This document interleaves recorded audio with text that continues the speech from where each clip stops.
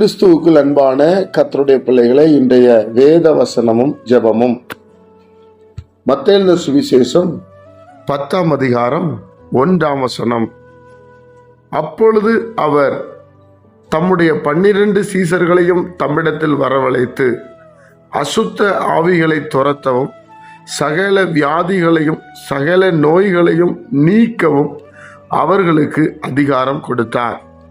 என் அன்பு கர்த்தருடைய பிள்ளைகளே, ஆண்டவராகிய இயேசு கிறிஸ்து மத்தேயு 28ஆம் அதிகாரத்தில் பேசும்போது, வானத்திலும் பூமியிலும் சகல அதிகாரம் எனக்கு கொடுக்கப்பட்டிருக்கிறது.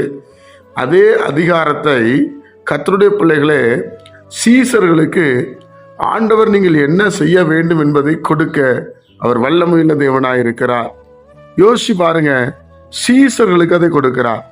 அப்போ ஒரு மனுஷன் சீசனாய் மாற வேண்டும் என்று கர்த்தர் விரும்புகிறார். சீசர்களுக்கு தான் அந்த வல்லமை வெளிப்படும். குருவை போலவே இருக்கிற சீசன் இயேசு கிறிஸ்து செய்தது போலவே செய்வான் என்று வேத புஸ்தகம் சொல்லுகிறது. இதை பார்க்கிலும் பெரிய காரியங்களை செய்வான் என்று யோவான் எழுதும்போது எழுதுகிறார். என் அன்பு கர்த்தருடைய பிள்ளைகளே, அப்போ சீசர்கள்ட்ட இந்த வல்லமை செயல்படும்.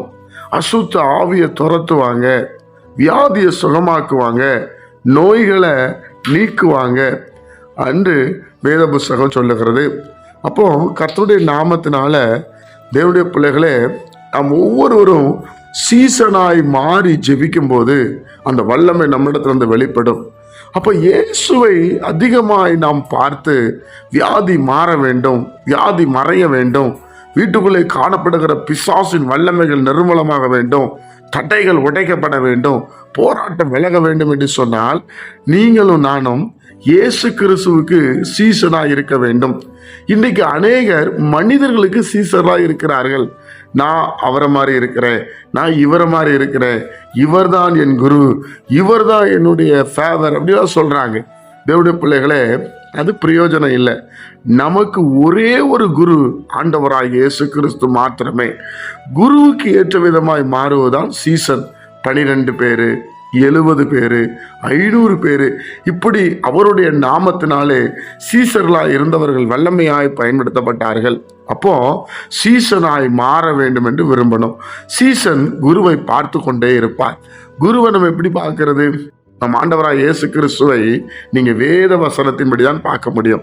வேதத்துல தான் அவரை குறித்து எழுதப்பட்டிருக்கிறது. பழைய ஏற்பாட்டு காலத்தில் கர்த்தர் கர்த்தர் என்று வருகிறார்.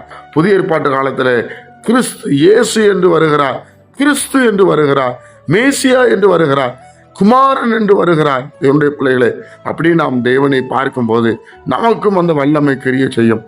உங்களுக்கு அதிகாரம் இருக்கிறது, பயப்படாதீங்க. இந்த அதிகாரத்தை பயன்படுத்துங்க. ஆண்டவர் விரும்புவது போல நடங்க. ஜெபிப்போமா?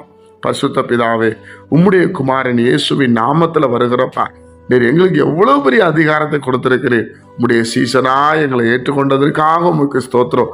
தொடர்ந்து உம்முடைய அடிச்சுவடுகளை பின்பற்றவும் நீர் சொல்லுகிறதை செய்யவும் எங்களுக்கு கிருபை செய்யும். கர்த்தராகிய இயேசுவின் மூலம் ஜெபிக்கிற நல்ல பிதாவே, ஆமென்.